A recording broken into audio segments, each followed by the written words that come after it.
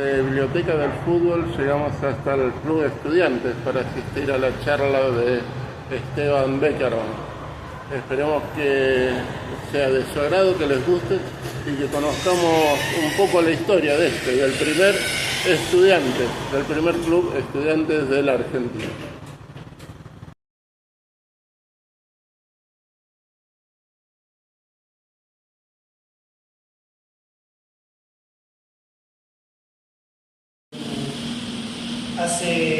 Hace más de un mes que se creó este centro, este espacio de Calicios. La propuesta de Gabriel Quiroga para tener una primera actividad no fue menor, tiene que ver con hablar sobre la historia del fútbol y la historia de estudiantes. Así que pronto ya pudo comenzar esto, lo cual obviamente estamos todos agradecidos que puedan participar. Como primera invitación tenemos a Esteban Becker, que es un gran amigo, es docente, periodista, tiene un espacio al cual yo les aconsejo que lo visiten, que se llama Nuestros Tiempos, que tiene una cantidad de material sobre la historia del fútbol espectacular. Él es investigador, historiador, viene de una gran carrera, además de 34 años, más o menos, haciendo periodismo. Él particularmente ha ayudado a muchos, inclusive a mí, a poder desarrollar los proyectos en las investigaciones. Trabajó en la revista sobre el fútbol, que para nosotros es como una biblia del fútbol en el ascenso, y sobre todo es una gran persona, hincha de Vélez Sarsfield, cercano, así que está ahora justamente en un momento de mucho nerviosismo, pero se va a poder ahora ocupar un poco de lo que tiene que ver con lo que venimos a hablar hoy. Así que la idea es poder tener una charla entre todos, que no sea solo una exposición, de que podamos hacer algún tipo de pregunta o cuestionamiento, que podamos debatir. Creo que hay mucho material, sobre todo en este caso de estudiantes, para empezar a charlar, para empezar a comentar, para empezar a conocer. Así que es una gran oportunidad de exprimirlo a Esteban y que nos cuente, sobre estudiantes, sobre cómo llegó él a abordar la historia de estudiantes y los inicios, ¿no? Lo que tiene que ver con la fundación de los clubes y del fútbol amateur.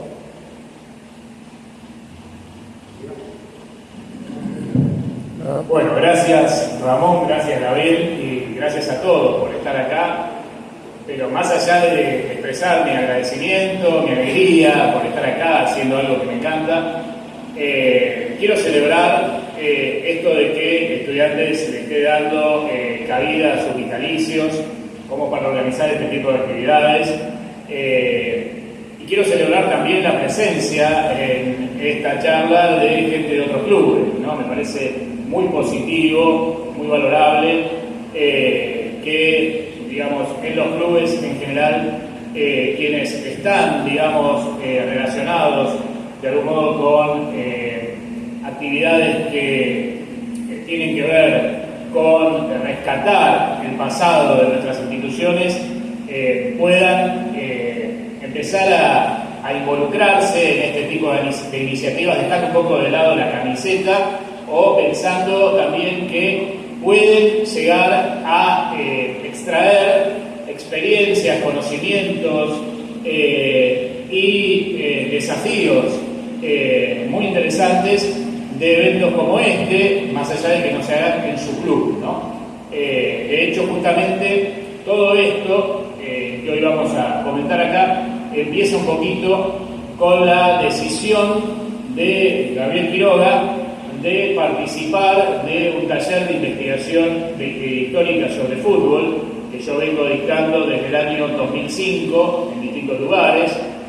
A partir de 2015 ya tengo este lugar propio que es Entretiempos, ¿no? Un espacio cultural único en el país dedicado justamente a rescatar la historia del fútbol y de los clubes, y en el que cuento con muchísimo material, como decía Ramón, respecto de estos temas, ¿no? Entonces, es seguramente el lugar ideal para que todos aquellos que están interesados en encarar cualquier tipo de inquietud o actividad relacionada con la historia de sus clubes puedan venir a ver cómo pueden justamente aprovechar ese material y canalizar de la mejor manera esa inquietud, ese interés por recuperar ese pasado de nuestras instituciones, corregir algunas versiones que pueden estar circulando quizás erróneamente o con algunas omisiones o incompletas sobre estos temas, y también difundirlas, ¿no? O sea, para eso justamente yo creé el tiempo, ¿no? O sea, me parece que uno de los principales objetivos que tiene este espacio que manejo desde 2015 es ese, es el de ayudar a historiadores del fútbol argentino, de los clubes y a gente que está, digamos, trabajando dentro de los clubes como para que puedan ver realmente el enorme capital que cada club tiene en su historia, ¿no? Porque así como para un club es muy valioso tener un jugador al que puede vender por mucha plata a un equipo de acá o del extranjero, también la historia, y les diría que aún más, la historia es un capital muy valioso que hay que fortalecer, hay que mostrar, hay que difundir, y que sirve justamente para crear identidad y comunidad, ¿no? Los clubes son ante todo eso, son comunidades que tienen que ver con un pasado en común,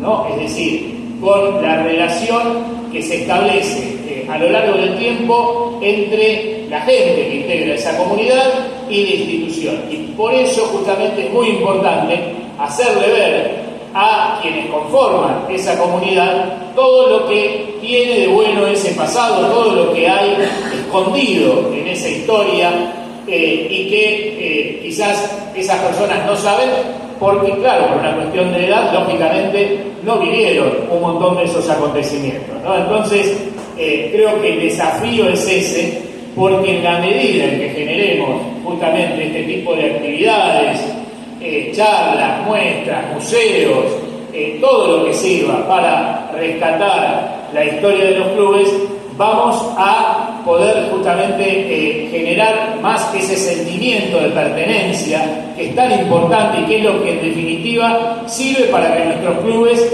tengan hoy en día todavía la vigencia que tienen como asociaciones civiles sin fines de lucro, ¿no? Es decir, una empresa puede durar un tiempo, después cerrar y nadie se hace demasiado problema.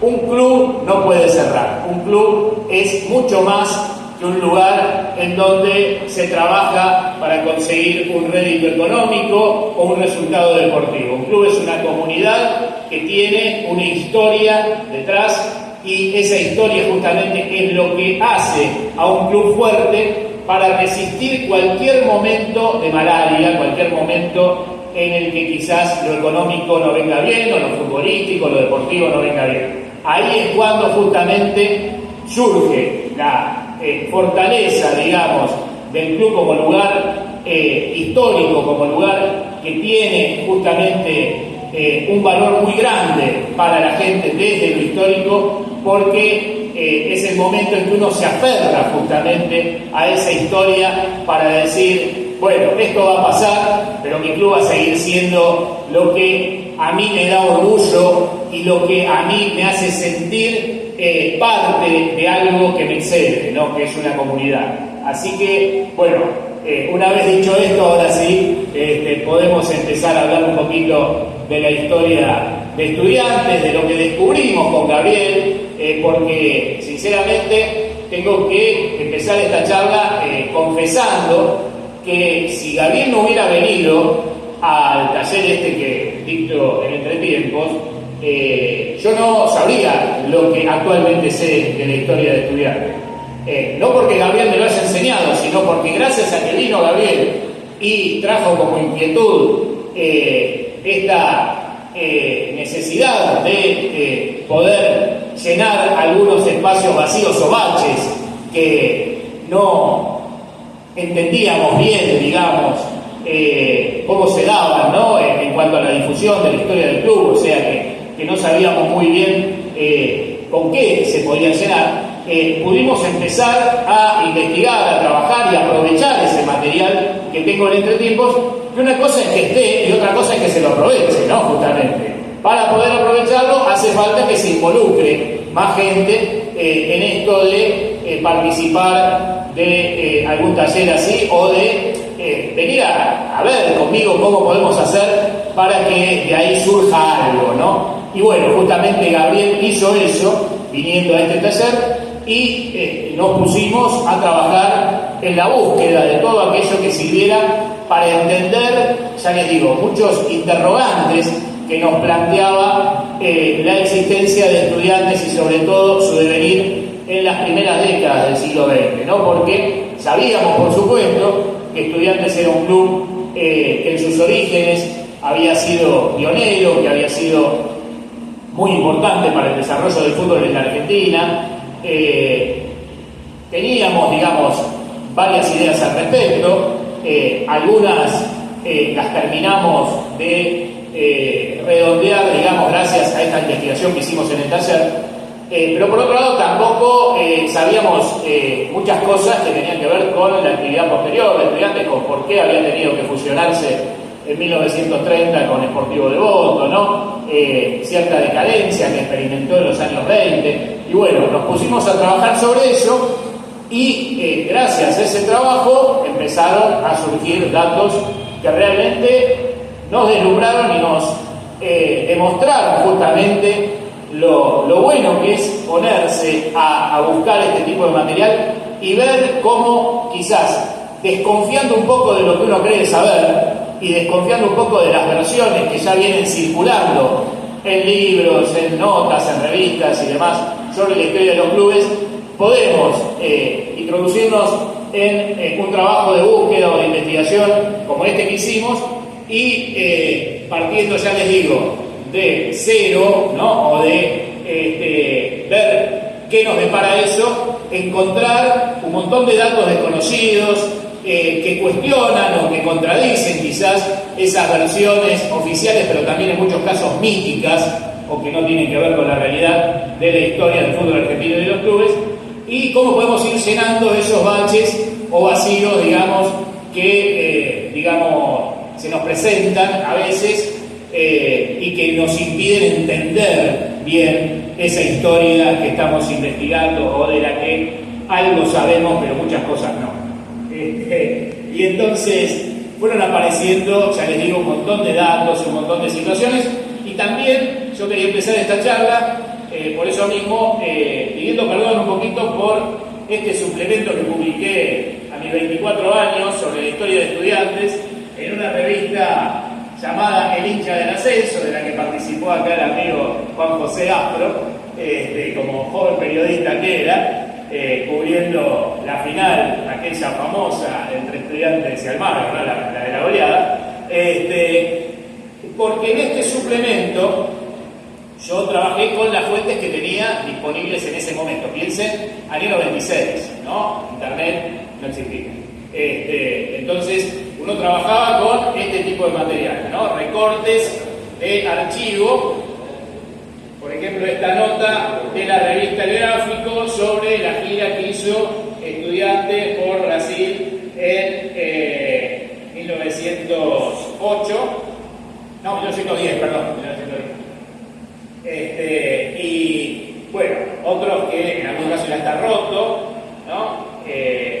Una nota de la revista Campeón, La Cancha, la revista La Cancha, que tiene un título bastante interesante, ¿no? Porque dice Estudiantes, el abuelito de nuestro fútbol. Miren qué linda forma, ¿no?, de calificar el club. Pero bueno, la nota realmente está llena de errores y yo me dejé llevar por esos errores y reproduje justamente esa información errónea en este suplemento sobre la historia de Estudiantes que por ende da motivo justamente a pensar que las cosas fueron de una manera distinta a cómo realmente ocurrieron. De hecho, hay un historiador del Club Argentino de Quilmes que para decirme que Argentinos de Quilmes es el primer club criollo de fútbol argentino y no Estudiantes, me expone como prueba esta nota, o mejor dicho, este suplemento, que lo escribí yo. Y yo le digo, no, pero mirá que lo escribí yo y reconozco que me equivoqué, porque la fuente en la que me basé estaba mal, estaba llena de errores. De hecho, a Paddy McCarthy, un hombre fundamental en esta historia de los orígenes de Estudiantes y del fútbol argentino, lo menciona como McHardy. Entonces ya desde ese momento podemos darnos cuenta de que, bueno, realmente es una nota hecha un poco en base a testimonios orales, ¿no? Quizás no muy fidedigna. Y bueno, yo reproduje eso, ¿no? Y di a entender que justamente McCarthy, o McHardy, como dice acá el suplemento, junto con otros supuestos británicos que estuvieron participando, ¿no?, de los primeros momentos de vida de Estudiantes, fueron quienes también de algún modo indujeron a algunos criollos a participar del club o a fundar el club. No es así. O sea, Estudiantes no es un club fundado por británicos que le abrieron las puertas a los criollos para que también se sumaran a este fenómeno del fútbol. No, Estudiantes es un club formado por criollos y es el primer club formado por criollos en la Argentina. ¿Esto qué significa? Es el primer club formado por gente que no era de esa comunidad británica cerrada, que justamente jugaba al fútbol y también ya formaba equipos o clubes que participaban de los campeonatos oficiales del fútbol argentino desde 1893, ¿no? Como reconoce la AFA, que fue justamente fundada ese año, ¿no? Más allá de que no era todavía la AFA, ¿no?, y que no se llamaba AFA. Pero bueno, esos campeonatos ya son oficiales y eran jugados por estos clubes formados por gente de la comunidad británica y de cierta élite criolla, ¿no? También. O sea, cierta élite criolla que podía acceder a la práctica del fútbol porque podía bancar una cuota de un colegio privado de la comunidad británica. Entonces, el fútbol era un fenómeno que se desenvolvía o se daba en ese ámbito elitista. Ahora, de repente, el fútbol va a saltar de ese ámbito elitista y cerrado a un ámbito más popular. Y esa historia, la verdad es que nunca fue muy bien contada en Argentina. Hay un gran agujero negro en lo que hace a cómo se produce ese traspaso o ese salto del fútbol de un ámbito elitista a un ámbito más popular. O sea, lo que se ha contado normalmente es la historia de los campeonatos del fútbol argentino y no la historia del fútbol argentino de un modo más integral que permita entender cómo es que en determinado momento en esos campeonatos aparecen justamente clubes como Estudiantes, Boca, River, Independiente, San Lorenzo, Racing y otros que ya vienen, digamos, a participar de esos campeonatos con equipos formados por criollos que jugaban en los barrios y que no habían estudiado en colegios de la comunidad británica. De repente aparecen y nadie explica muy bien cómo ni por qué. Es como un gran agujero negro, ya les digo. Bueno, yo estoy trabajando sobre ello desde hace muchos años y esta investigación que hicimos con Gabriel sobre Estudiantes me ha servido muchísimo para entender cómo se produce ese traspaso. Porque hay personajes que son muy importantes dentro de esta historia, que tienen muchísimo que ver con Estudiantes y que tienen también mucho que ver con este modo, esta forma en que el fútbol se empezó a popularizar en la Argentina o empezó a ser jugado por gente que ya no iba a un colegio de la comunidad británica, ¿no? Gente que no iba a ese tipo de colegio, pero que por ahí sí iba a un colegio público, ¿no? Un colegio estatal, público, gratuito, donde ya también hacia fines del siglo XIX y comienzos del siglo XX se empieza a popularizar o a implantar la enseñanza de este deporte. Y eso es algo que tampoco se sabe mucho, tampoco se ha investigado casi nada, ni difundido como corresponde. Bueno, esa historia justamente arranca en Corrientes, en la provincia de Corrientes, allá por fines, ya le digo, del siglo XIX, cuando un educador proveniente de Irlanda, llamado Santiago Fitzsimons, organiza lo que sería el primer partido de fútbol jugado en la Argentina fuera de Buenos Aires, fuera de lo que es capital y provincia de Buenos Aires. Ahí él organiza un partido entre los alumnos del Colegio Nacional de Corrientes que él dirigía y empleados del ferrocarril que trabajaban ahí justamente en Corrientes. Ese es el primer antecedente de la práctica del fútbol en el interior del país, digamos. Y eso tiene que ver con que justamente Santiago Fitzsimons fue el primer educador o el primer, gran difusor de la práctica del fútbol en colegios públicos argentinos. O sea, es el primero que decide traer un profesor del Reino Unido para enseñar a practicar juegos atléticos a alumnos de un colegio público de la Argentina en general. Hasta ese momento nunca había ocurrido eso, nunca había pasado que en un colegio público estatal viniera a dar clases de educación física y enseñara a jugar deportes como el fútbol un profesor proveniente del Reino Unido. Bueno, Santiago Fitzsimons toma esa decisión totalmente revolucionaria, trae a un profesor del Reino Unido, que es quien les enseña a jugar al fútbol a estos chicos que toman parte de ese partido. Y en ese partido, uno de esos chicos correntinos que juega contra empleados del ferrocarril es un tal Enrique Romero Brest, que se va a convertir con el tiempo en el padre de la educación física en la Argentina, ni más ni menos. Y bueno, de algún modo se puede decir entonces que Fitzsimons y este profesor que trae del Reino Unido le pasan la posta a Romero Brest y él se hace cargo de difundir eso que habían hecho carne en él, ¿no? Este amor por el deporte y esta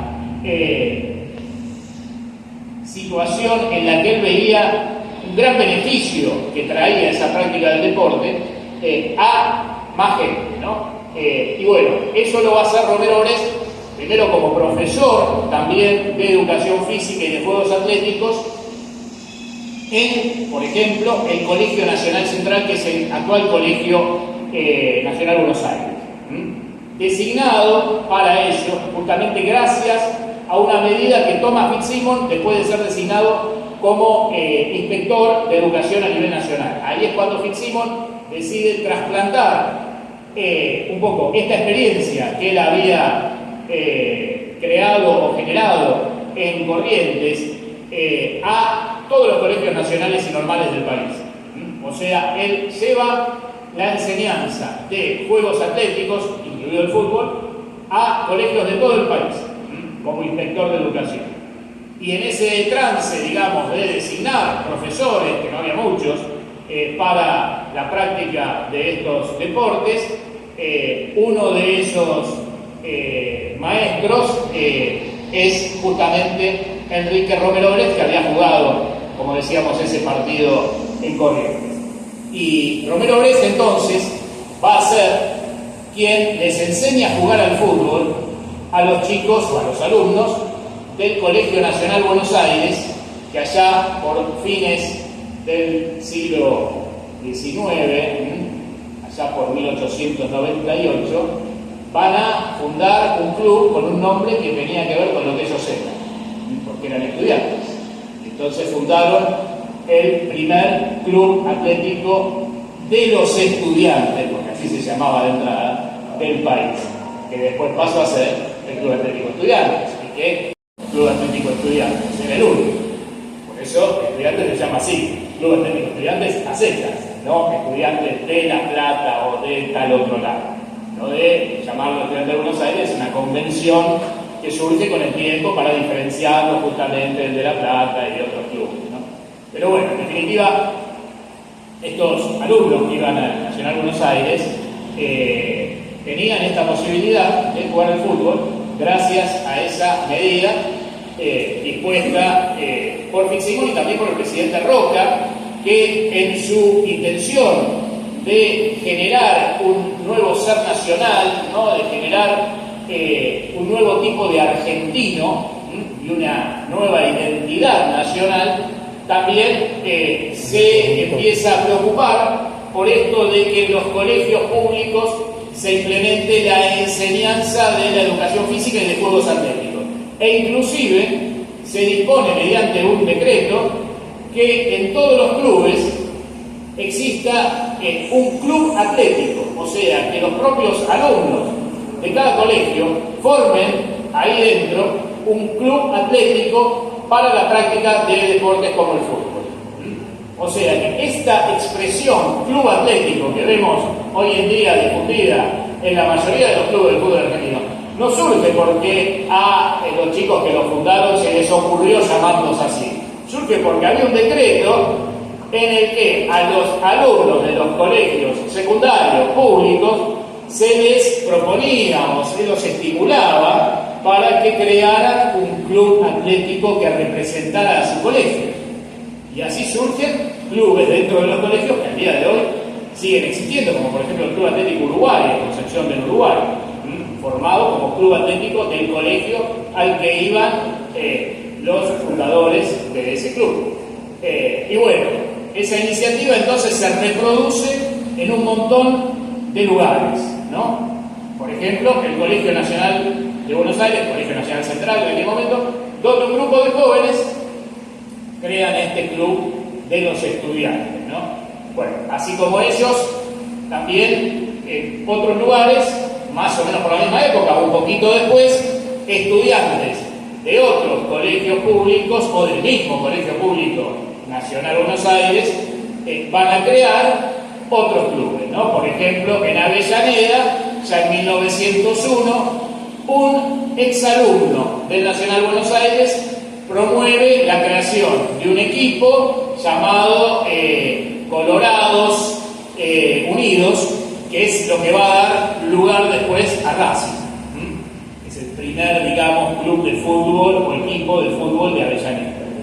Y bueno, eso llega entonces gracias a que uno de ellos, uno de estos fundadores de ese primer germen de lo que fue Racing, había tenido la posibilidad de aprender las reglas del fútbol en el Nacional Buenos Aires y había sido estimulado en ese colegio para crear un club atlético.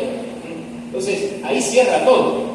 Ahí entendemos por qué de repente empiezan a aparecer en los barrios, en, digamos, los potreros, ¿no?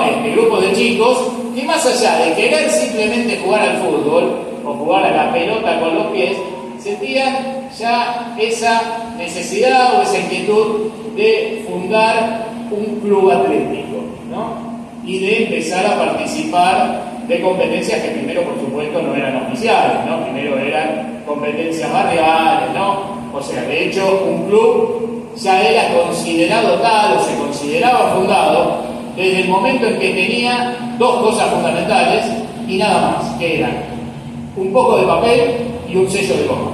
Ya con eso el club se consideraba fundado.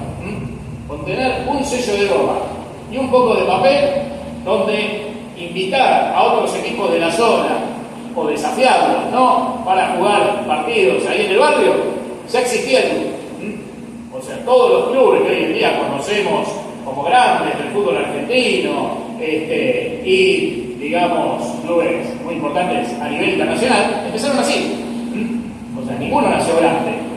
Eso de tal club nació grande suena muy lindo, pero una falacia. Digamos, no tiene nada que ver con lo que realmente ocurrió. Entonces empezaron siendo equipos de chicos que en algún caso por ahí habían tenido esta posibilidad de ir a un colegio donde se le había inculcado, digamos, la posibilidad de practicar fútbol y conocer las reglas del deporte, y también se lo había estimulado para crear un club atlético, y que con otros chicos de su barrio decidieron crear un club y lo hicieron simplemente gracias a tener un poco de papel y un sello de oro. Después ya venía, por supuesto, conseguir una canchita, un campito, otras cosas, ¿no? Pero ya con eso era suficiente. Ya mandaban una nota al diario de la Argentina donde decía: tal club fue fundado en el barrio tal, e invita a otros clubes de la zona o desafía a otros clubes de la zona a enfrentarlo en amistoso. Comunicarse con tal a la secretaría tal, y ponían una dirección que era de uno de los integrantes del club, no era la sede. Harris era el estudiante de Buenos Aires,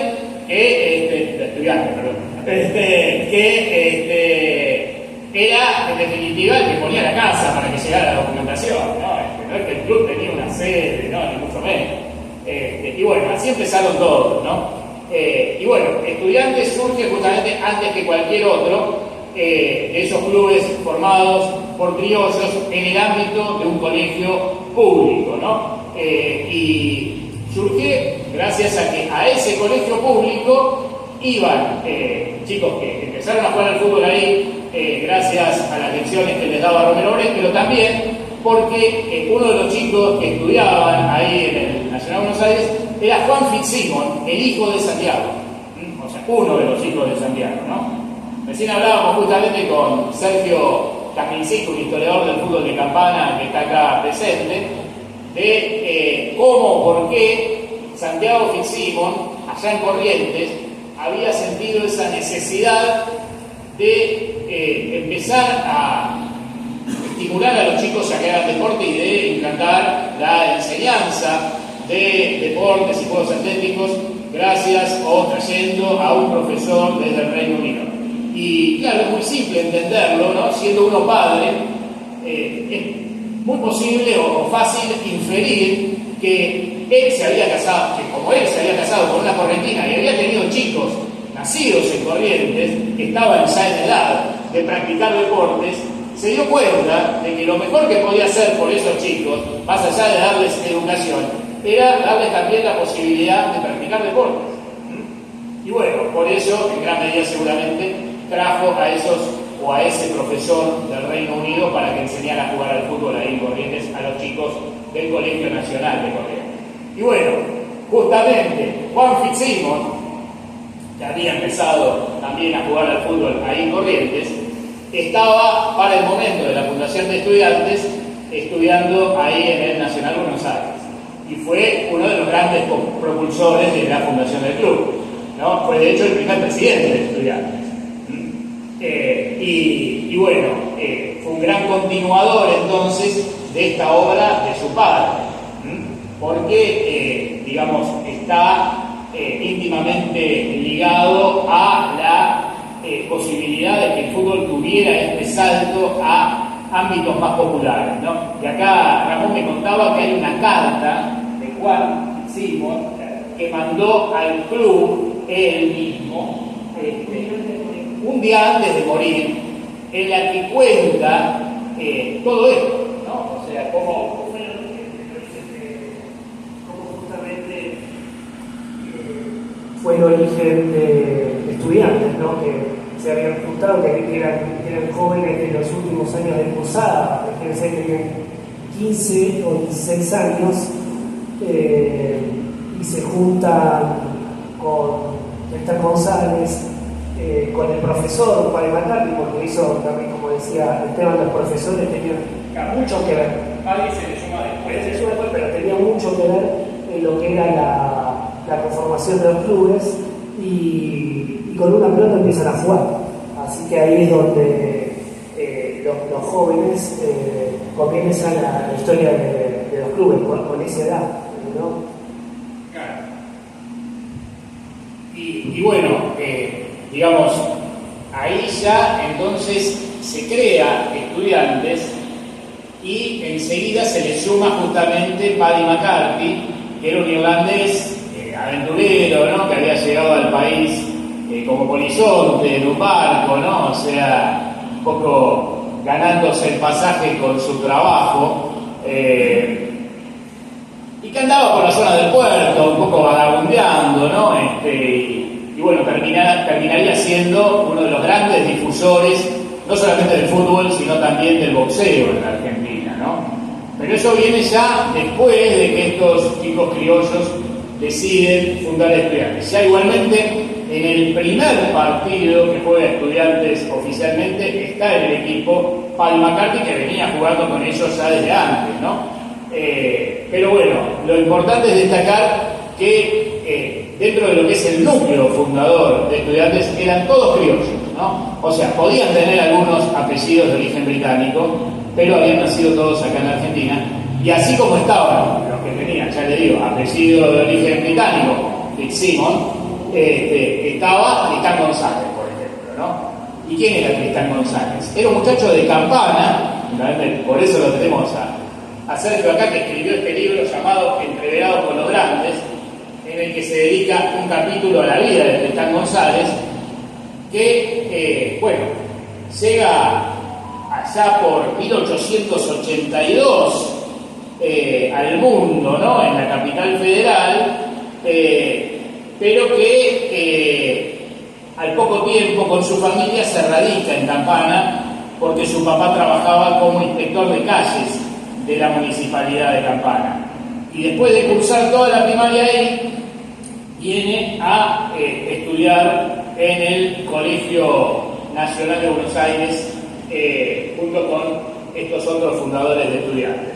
Y bueno, Tristán González va a ser una persona muy importante en esta historia y en la historia del fútbol argentino, porque es ni más ni menos que el primer criollo que juega como delantero en la selección argentina. Lo hace en 1906 en un partido por la Copa Lipton contra Uruguay juega de 10, o sea, no existían los números en las camisetas, ¿no? Obviamente todavía, pero en lo que sería la alineación, ¿no? Argentina, aparece Tristán González como insider izquierdo, que es lo que sería el número 10 actual, ¿no? Y bueno, les puedo decir que Argentina formó ese día con José Uruca Laforia, un arquero muy pintoresco, de origen criollo también, que había jugado en Estudiantes antes de que el club se afiliara a la Association, ¿no? Como todavía se llamaba, allá por 1901, o sea, había jugado para Estudiantes en 1829 partidos amistosos, ¿no? Porque Juan Fitzsimons lo había un poco tentado, ¿no? Para que jugara en el club y fue quien de hecho lo convenció de que tenía que ir al arco, donde fue gran figura. Y bueno, Uruca Laforia fue también uno de los primeros criollos que jugaron en la selección argentina, en este caso como arquero. Después venía Zenón Díaz, que era de lo que hoy en día es Rosario Central, y que también era criollo, fue el primer zaguero o defensor criollo que fue de la selección argentina, junto con Jorge Gilson Brown, ¿no? Un prócer del Alumni en la saga. Después tenemos a Dickinson, Buchanan y Billy Brown, o Patricio Barro Brown, en la línea media. Y en la delantera, Weiss, Motoneta Weiss, que era el papá, o sea, con el tiempo, digamos, se convirtió en suegro de la famosa Mary Terán de Weiss, la tenista. Alfredo Brown, Juan Dodds Brown, Tristán González y otro Brown más. Así que fíjense cómo suena de manera discordante, ¿no? El apellido de González, ¿no? O sea, si la leemos de corrido, la delantera sería Weiss, Brown, González y Brown. Con lo cual podemos ya darnos una idea de lo importante que es Tristán González en esta historia, ¿no? Este partido en Montevideo, ante un público de alrededor de 5.000 espectadores, y el segundo gol lo hace justamente Tristán González, si no me equivoco, de cabeza, sí. Un centro de Weiss, el puntero derecho, desborda, tira el centro y fue rematado con la cabeza por González. O sea que Estudiantes tiene el orgullo no solamente de haber contado en sus filas con el primer delantero criollo que juega para la selección argentina, sino con el primero que hace un gol también. Miren qué orgullo, ¿no? Realmente es algo que justamente forma parte, yo creo, de ese tipo de conocimientos y de datos que el club tiene que encargarse de difundir, de mostrar, porque realmente hace a lo que justamente Estudiantes ha legado al fútbol argentino, ha dejado como contribución a la grandeza histórica de nuestro fútbol, que, como sabemos, llega hasta nuestros días con la coronación reciente en el Mundial de Qatar. Sí, tal cual, una pelota que no era tan fácil cabecear realmente, ¿no? Pelota de tiempo, ¿no? Una postura terrible, ¿no? Que hacía sangrar a veces hasta las cabezas de los jugadores. ¿Qué año fue? Eso fue en 1906, ya les digo, en Montevideo. Y bueno, ese muchacho entonces, que pocos años antes era un simple alumno o estudiante del Colegio Nacional de Buenos Aires, ya en 1906 tenía la posibilidad de estar integrando la selección argentina al lado de todos los británicos prácticamente, salvo los ingleses. ¿Era la primera vez que se jugaba la Copa Lipton? No, la Copa Lipton se jugó por primera vez en 1905, o sea, fue el segundo partido que se jugó por la Copa Lipton. Porque en las décadas siguientes se siguió jugando. Sí, se jugó inclusive en la época de Corea. Es verdad, un lindo dato que me aporta acá Ramón, y acá lo tengo eso, porque en 1907 la Copa Lipton se juega en la cancha de Estudiantes en Palermo. Y gana Argentina de vuelta 2-1. Así que otro hito más que demuestra la grandeza y la importancia histórica de este club, ¿no? El haber sido sede de un partido internacional ya en 1907, ¿no? Con todo lo que eso implica en el contexto de la época. Y de hecho en ese partido juega otro jugador de Estudiantes, también criollo, que es José Susán, luego diputado, un diputado radical muy famoso en su época, que hasta por su militancia política llegó a ser herido de bala en un ojo, en épocas en que las cosas en la política se resolvían así. Esperemos que no vuelva a pasar. Sí, Sergio. No, que un mérito grande de Juan González también para ese partido fue que él estudiaba después de egresar del Colegio Nacional de Buenos Aires, comenzó a estudiar medicina en la Facultad de Medicina de la UBA.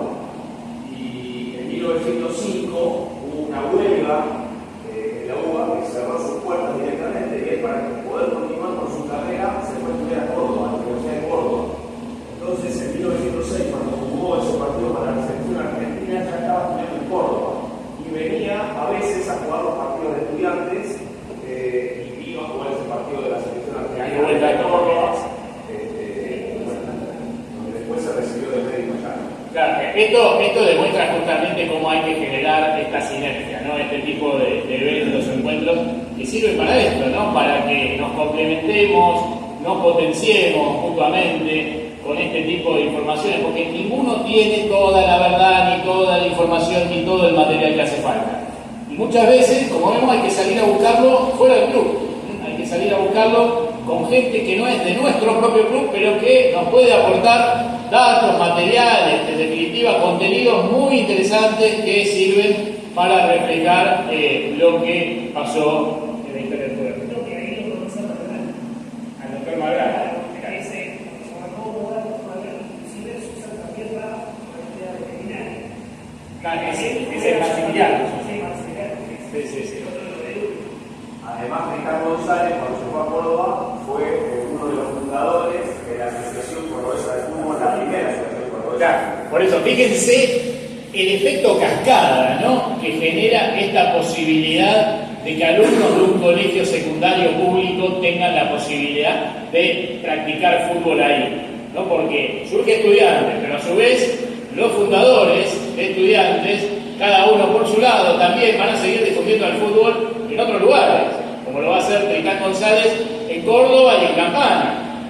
Y eso a su vez va a generar que el fútbol argentino se ramifique y se popularice en un montón de sitios más y que surjan también de esos lugares un montón de jugadores muy buenos. Bueno, que lleguemos a esto que es actualmente entonces el fútbol argentino, ¿no? O sea, esta grandeza del fútbol argentino tiene que ver con eso, con que ya desde aquellos tiempos, el fútbol empezó a ser en la Argentina algo que se practicaba a nivel nacional, ¿no? Algo que tenía en todos los pueblos o las grandes ciudades, por lo menos, clubes, colegios, en definitiva, gente, ¿no? Que lo practicaba y que buscaba esto de trascender un poco a través de la práctica del fútbol y dejar ese legado a quienes vinieran después. Claro, sí, bueno, acá me dice Ramón que también, para seguir, digamos, profundizando en esto de cómo una cosa lleva a la otra, podemos mencionar que el propio Club Atlético Boca Juniors surge gracias a todo esto que venía pasando de lo que estamos hablando. ¿Por qué? Porque con los fundadores de Estudiantes, como vimos, empieza a jugar Paddy McCarthy, ¿no? Este irlandés aventurero que vagabundeaba por el pueblo. Y como justamente entre los fundadores de Estudiantes estaba Juan Fitzsimons, que era el primer presidente del club, y el padre de Juan Fitzsimons en determinado momento va a ser designado rector de lo que hoy en día es el Colegio Carlos Pellegrini, o sea, la Escuela Superior de Comercio, se llamaba en su momento. Santiago Fitzsimons, el padre de Juan, va a llevar a que dé clases de fútbol en esa escuela a Paddy McCarthy. O sea, como lo descubre de algún modo, gracias a que jugaba con su hijo en Estudiantes, le propone ser profesor de fútbol en este colegio que es el actual Carlos Pellegrini. Claro, y de inglés, sí, porque en realidad, digamos, hay una versión que ahora parece que, gracias al libro que acaba de salir sobre Paddy McCarthy, que se lo recomiendo y se lo pueden bajar gratis, no es tan así, pero bueno, hay una versión que dice que Santiago Fitzsimons no podía designar un profesor de Juegos Atléticos en un colegio que no fuera nacional o normal como este, que era comercial, ¿no? Y entonces disfraza a Paddy McCarthy de profesor de inglés.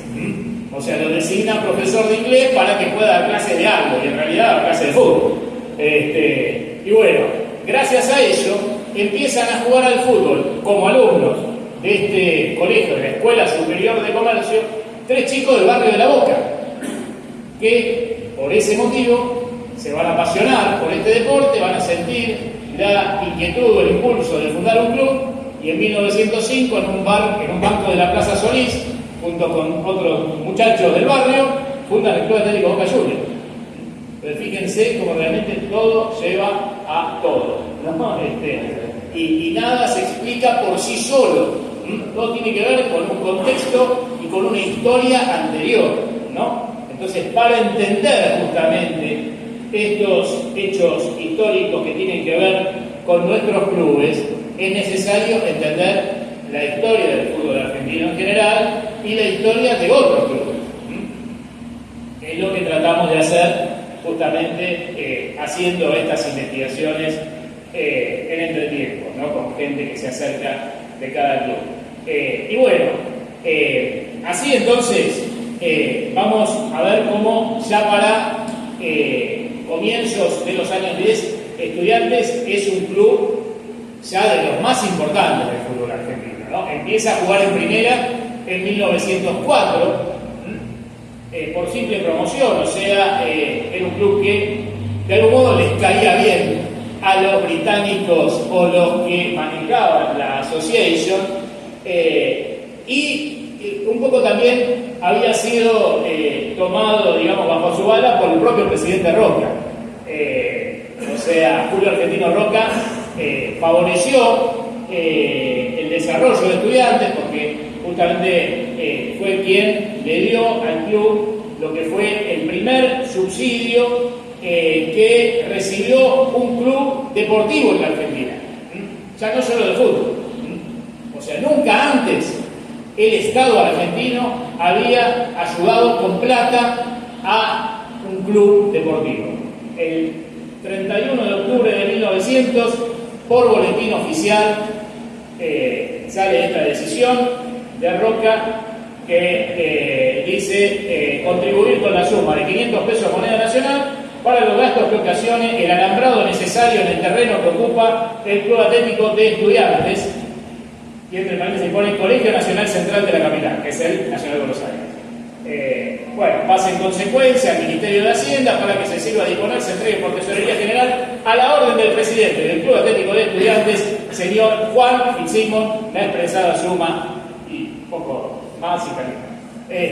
Bueno, es un hecho histórico ese también. Por primera vez, un gobierno nacional se ocupa de que un club reciba una ayuda, en este caso para tener su alambrado, porque de esa manera Estudiantes podía recaudar dinero para la venta de entradas. Y fue el primero, de hecho, fue el primer club que cobró por poder asistir a un partido.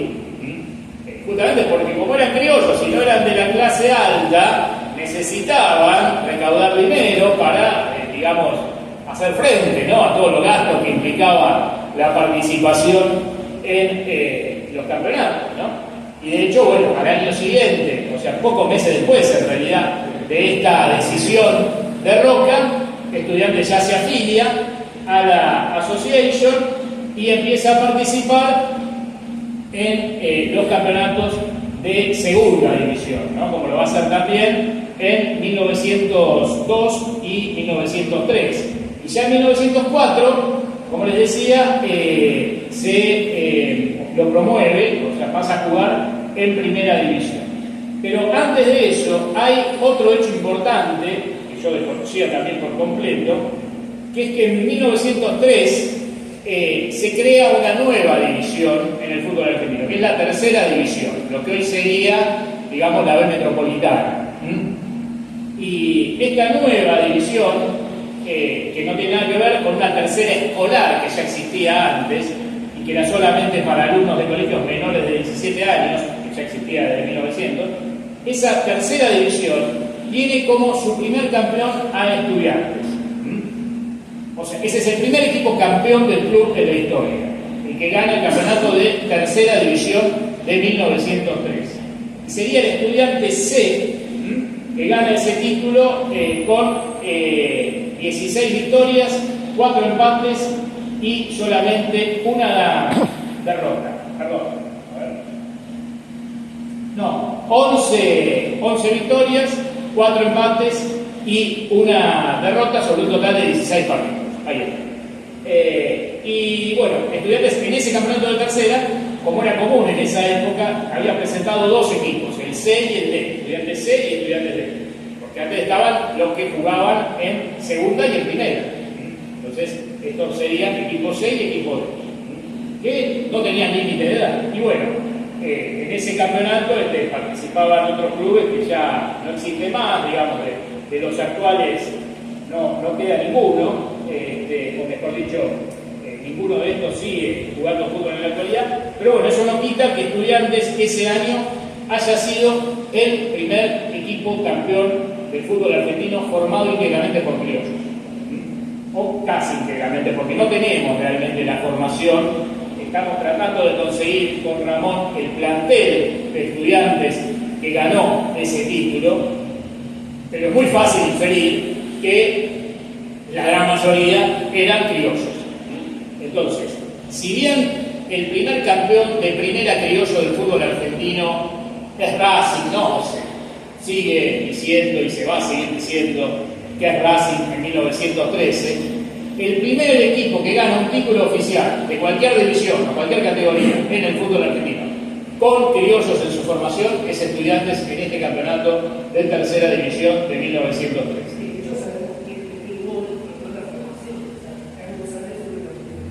En tercera, mira, bueno, entonces, claro, por eso, o sea, evidentemente para la final se reforzaron con algunos jugadores de los equipos superiores.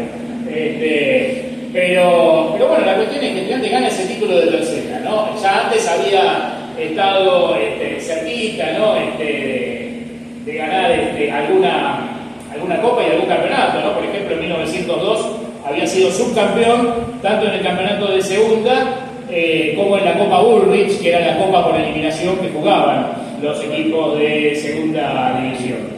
Y bueno, digamos, ya era un equipo protagonista de esa segunda división, ¿no? Que no daba por eso justamente también lo promueven en la primera división, porque veían que era un equipo que podía ser competitivo en primera, ¿no? Y de hecho lo es. Y ya para comienzos de la década del 10, Estudiantes logra tener en su plantel varios jugadores muy importantes con los que va a cumplir campañas muy destacadas, como la que le va a permitir ser subcampeón de Racing en 1914, que es la mejor campaña de la historia del club, y que, bueno, significa un poco el punto más alto de Estudiantes dentro de esta historia gloriosa que tuvo en la era amateur. Nosotros con Gabriel estuvimos prestándole especial atención a ese plantel de 1914 que, ya les digo, tranquilamente se puede considerar el mejor de la historia del club. Por ejemplo, el arquero era Marcos Croce, que después fue figura y campeón con Racing, y que ya venía siendo un arquero importante para ese momento. Como era estudiante, en su caso de contaduría, bueno, se había ido a Estudiantes, que era un club donde los estudiantes justamente eran muy bien recibidos, ¿no? Y se los trataba con especial atención. También en ese equipo de Estudiantes subcampeón de 1914 está Oscar Ivanisevich, que con el tiempo fue embajador de Perón en los Estados Unidos, ministro de Educación de Perón en varias oportunidades, y que en definitiva, bueno, tuvo una actuación en la política que trascendió con mucho su carrera como futbolista. Sí. Agregar dos cosas. Sí. Ivanisevich además fue el médico personal de Eva Perón. Claro. Fue el que le diagnostica cáncer a Eva Perón. Sí, que trae al cirujano que lo opera. Exacto. Y la otra, con respecto a la tabla de posiciones de ese año, si se fijan, se juega una sola rueda. Ese campeonato, Estudiantes juega de visitante en Racing y no me acuerdo si pierde o empata. El resto de los partidos, tanto Racing como Estudiantes, ganan todo. Exacto. ¿No? Que si hubiese sido a dos ruedas y tiene que venir a Paliaco, no sabemos qué hubiera pasado. Claro, sí, tal cual, es así. O sea, tuvo la mala suerte de que el campeonato era una rueda y le tocaba jugar como visitante contra Racing, que era el gran equipo de la época. Y además, hay que decirlo, Racing era un equipo que, a diferencia de Estudiantes, tenía un padrino político, que era Alberto Barceló, el intendente de Avellaneda, gobernador, intendente municipal de Avellaneda. Barceló a los jugadores de Racing les daba la posibilidad de tener trabajos, o sea, de cobrar, medio como ñoquis. No era que, claro, digamos, era amateurismo, pero un amateurismo marrón, ¿no? Que ya se empezaba a difundir claramente por aquellos tiempos. Los jugadores de Estudiantes eran todos realmente amateurs. Eran tipos que jugaban al fútbol por amor al deporte y al club. Y bueno, Racing tenía entonces esta no menor ventaja sobre Estudiantes de que sus jugadores cobraban, de algún modo cobraban por jugar al fútbol, ¿no? Porque como eran buenos, se los premiaba con un trabajo en la municipalidad, y además concentraban, o sea, debajo de una de las tribunas de la cancha de Racing tenían una pequeña habitación que les servía, digamos, un lugar que les servía para concentrarse previamente a los partidos, ¿no? Con lo cual también los físicos sacaban ventaja. Claro, entonces, había que controlarlos en las noches previas, ¿no? Y bueno, eso demuestra un poco justamente el gran mérito de este equipo de Estudiantes, ¿no?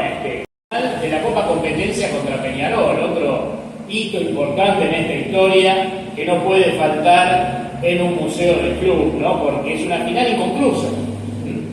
Es decir, hoy en día que está tan de moda esto de reivindicar estos títulos y hasta de reconocer como oficiales títulos que en su momento no lo fueron tanto, ¿no?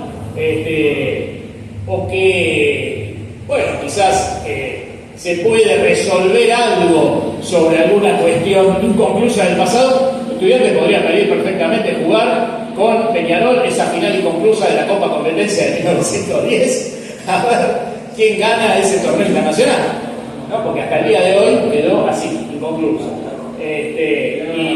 ¿Cómo? Sí, bueno, habría que ver, ¿no? Pero claro, el partido estaba empatado, ¿no? Y por lluvia se suspende y nunca más se vuelve a jugar. Cuestión que algunos hasta lo pueden considerar un título oficial compartido, ¿no? Tranquilamente con Peñarol. Y es un título internacional, no es poco, título oficial, por supuesto.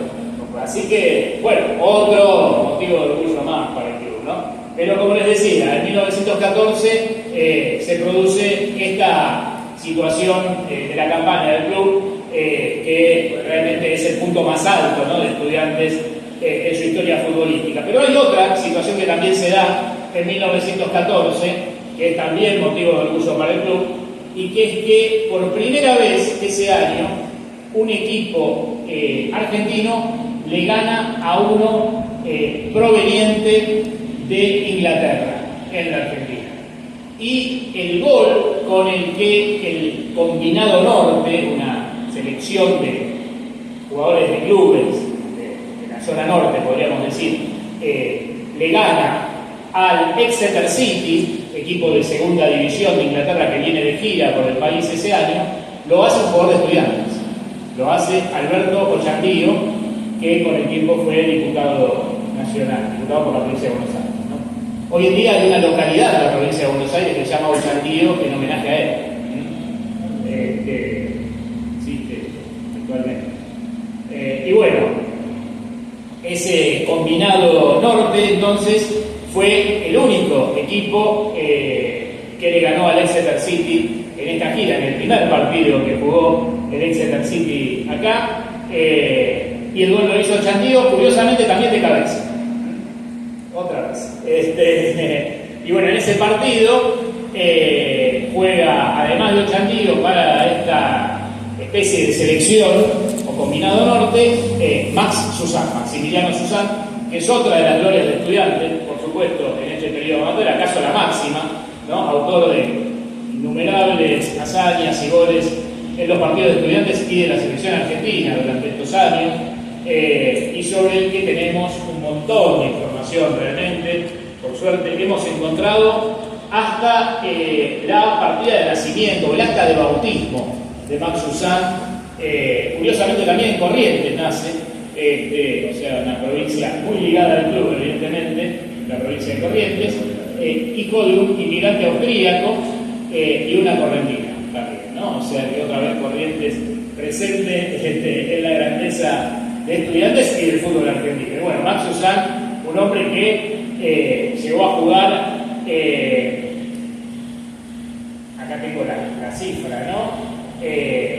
168 partidos oficiales, sin contar los amistosos, para Estudiantes, en los que marcó 74 goles, y más allá de eso, porque la estadística sola no dice nada, fue, como les digo, una gran figura, un gran goleador, que además toma parte del famoso partido en el que Estudiantes consigue la máxima goleada de cualquier equipo argentino en la historia, ¿no? Que es el partido que Estudiantes le gana a Lomas Athletic por la Copa Competencia de 1909 por ¿cuánto era? 18 a 0.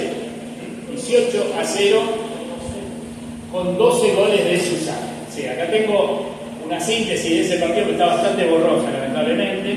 Y bueno, lo curioso es que pocos días después Estudiantes vuelve a enfrentarse a este mismo rival y le gana 1 a 0 con un gol de penal.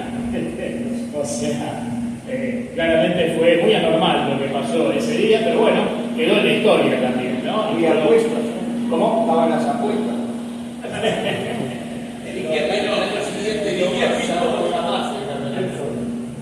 Sí, da para pensar en algo raro, ¿no? Pero bueno. Y así va por fuerte, acá lo que apunta el muchacho. Que al año siguiente Lomas ya Sí, había sido nada menos que el primer campeón, digamos, en serie del fútbol argentino, ¿no? No el primero que ganó un título, pero sí el primero que ganó varios títulos seguidos. Lomas Athletic. Bueno, fíjense acá, por ejemplo, una nota de la revista La Cancha, muy posterior ya al retiro de Susán, que lo designa como el caballero del fútbol, ¿no? Y bueno, realmente una gloria de la que hoy por supuesto teníamos que hablar también. Más allá de que este plantel de Estudiantes de 1914 tenía jugadores importantes, gran cantidad o número, ¿no? De hecho, uno de los integrantes también de este plantel, de este equipo glorioso de Estudiantes de 1914, es el jugador que como capitán de Uruguay levanta por primera vez la Copa América en 1917, que ya en 1916 también había sido campeón con Uruguay de lo que fue el primer sudamericano de la historia, ¿no? O sea, la Copa América nace en 1916 como campeonato sudamericano, que en realidad es una propuesta de José Susán, que fue el primero justamente que propuso la creación de un campeonato sudamericano de selecciones, más allá de que después tuvo que recoger el guante un dirigente uruguayo, Héctor Rivadavia Gómez, para que este torneo finalmente fuera aprobado y se empezara a jugar, como les decía, en 1916 en Buenos Aires. Y bueno, en esa edición jugada en Buenos Aires, Uruguay sale campeón con Jorge Pacheco, un half derecho, como capitán, y Jorge Pacheco en 1914 jugó para Estudiantes. En realidad lo hizo en varios años más, pero fue, digamos, uno de los jugadores que participaron de esta campaña gloriosa del club en 1914, jugando 5 partidos. Jugando 2 partidos nada más, pero bueno, ya les digo, jugó en varios años más, y eso tiene que ver con que era de una familia acomodada de Montevideo y tenía negocios acá. Llegó a tener un negocio de ferretería en Buenos Aires, Jorge Pacheco, y bueno, venía muy seguido entonces de Montevideo y se quedaba acá, era un conocido dandy de la época, medio playboy, parecido incluso físicamente a Isidoro Cañones, y bueno, jugaba para Estudiantes en esos lapsos que pasaba acá. En Uruguay jugó para Nacional, Peñarol, incluso llamado Bristol también. Y bueno, entonces vemos que realmente era un plantel de lujo, ¿no? Ese de Estudiantes de 1914, ¿no? Con Ochandío, Max Susán, el arquero Croce, José Susán, que también integraba la selección argentina, Iván Isevich, que por ahí como jugador no era tan destacado, ¿no? Era un defensor, pero que en definitiva después fue una figura muy importante de la política y la medicina. Y bueno, otros que acompañaban también, ¿no? Y bueno, ese fue quizás entonces el momento cúlmine, y de ahí en más empieza ya un poco cierta decadencia del club, que se explica fundamentalmente en esto de que Estudiantes es un club realmente amateur, ¿no? Mientras todos iban en una dirección que apuntaba hacia el profesionalismo, o sea, digamos, mientras se producía cada vez más la llegada a los clubes de jugadores que eran tentados por la posibilidad de tener un empleo gracias a ser jugador de fútbol, en Estudiantes no se hacía eso, se apostaba únicamente al amor de los jugadores por el club y por el deporte para seguir integrando el equipo. Y bueno, entonces cuando se van retirando estos jugadores que empiezan ya a recibirse, digamos, ¿no? De aquellos que estudiaban y que empiezan a tener que dedicarse a su profesión y no pueden por ende jugar más al fútbol, y por una cuestión también biológica, ¿no? De edad, van dejando de jugar, no se da ese recambio que hacía falta para que Estudiantes tuviera el nivel que venía teniendo, ¿no? Y empieza a decaer, con lo cual en los años 20 ya no es para nada el club que había sido en los 10, por más que se mantiene en primera hasta el último año de la era amateur, de 1930. Y bueno, ese año justamente se fusionan con Sportivo Devoto, porque estaba ya en una situación en la que prácticamente se estaba extinguiendo, ¿no? Estudiantes, no solamente como club de fútbol, sino como club en general. Y bueno, Sportivo Devoto era un club que venía teniendo muy buenos jugadores de sus inferiores, ¿no? Que pasan en varios casos de Estudiantes, y que después van a jugar también en clubes muy importantes como River y Boca. Y bueno, Estudiantes entonces se da el lujo de terminar, digamos, su campaña en la era amateur, siendo por un lado el club que más años jugó en primera división de todos los del fútbol argentino durante ese periodo amateur. Sí, que más partidos, sí, más años, más partidos, y que además tuvo hasta el final, digamos, de su participación en esta era jugadores destacados, ¿no? En ese equipo de Estudiantes de 1930, por ejemplo, va a estar Nardini, un puntero derecho que luego jugó en Boca y fue campeón con Boca, o Huesito Sánchez, Luis Huesito Sánchez, un jugador que después pasó por Platense y por Boca también, y terminó quitándose la vida de una manera muy trágica. Pero bueno, ya inclusive entonces en ese año 1930, gracias a esta fusión con Sportivo Devoto, Estudiantes logra terminar, digamos, decorosamente su actuación en el amateur, y bueno, lo que viene después ya será motivo quizás de otra charla, o de alguna otra investigación que hagamos también en entretiempos. Creo que con esto ya quedó bastante claro por qué, digamos, Estudiantes fue realmente un club muy importante en la historia del fútbol argentino y sobre todo en estos años de la era amateur. Así que bueno, por mi parte... En el 31, ahí te tiro un año más nada más. ¿Vas a ser parte de la liga profesional o compite en la amateur? Es uno de los clubes que quedan en la Asociación Amateur Argentina de Fútbol, porque, bueno, no es invitado por los grandes que crean la Liga Argentina de Fútbol a pasar ese campeonato, y si lo hubiera sido, si hubiera sido invitado, Estudiantes no hubiera aceptado, porque era totalmente contrario al profesionalismo.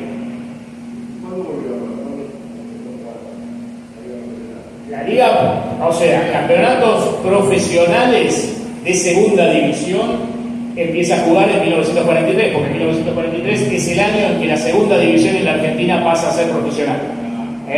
Y ahí Estudiantes justo había ascendido como campeón de la tercera división en 1942, después de ganarle una final famosa a Liniers Sur. Claro, y bueno, entonces ahí cuando ya juega en 1943 en segunda división se puede decir que juega un campeonato profesional. Por supuesto, para que juegue un campeonato de primera va a haber que esperar hasta que salga campeón en 1977 de la mano, bueno, Indio Bravo y compañía, y ahí ya sí en 1977 mismo juega Nacional y luego en el 78 el Metropolitano. Sí, alguien más que ahí no está. No me queda claro porque hay muchas versiones con el tema de, yo lo pregunté a la vez,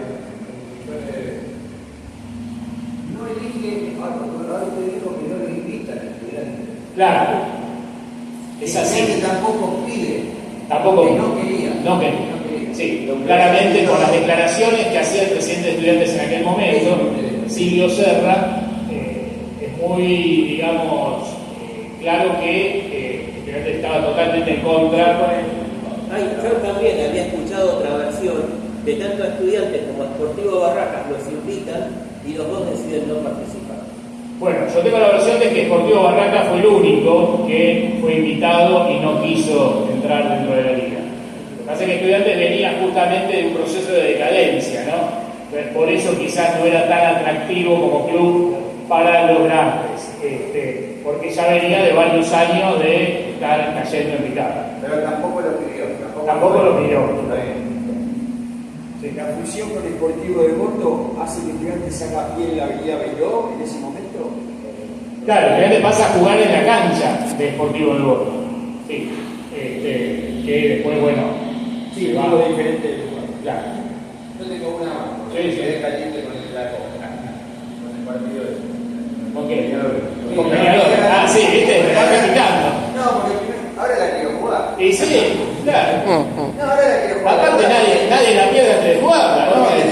Tenemos Aparte, no, con lo que está haciendo el amigo Tapia, ¿no? De estar oficializando campeonato de 1960. ¿Por qué no de 1910? Que por lo menos diga, bueno, no se terminó de jugar, el Estudiante campeón. ¿Cuántos minutos quedaron? Claro. Fue el primer partido 2-2, el segundo partido al 0-0, se da finalmente, se suspende, y ahí justo se da el que la Federación Argentina y Uruguaya se pelean con varias cuestiones y el partido que inconcluso, ¿no? Claro, después pasa esto, sí, claro. Pero tranquilamente tenemos a los amigos de Wonder.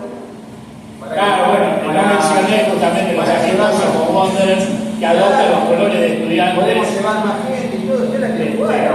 Claro, bueno. Claro que no se puede hacer una notita. ¿Se puede, Diego? Sí.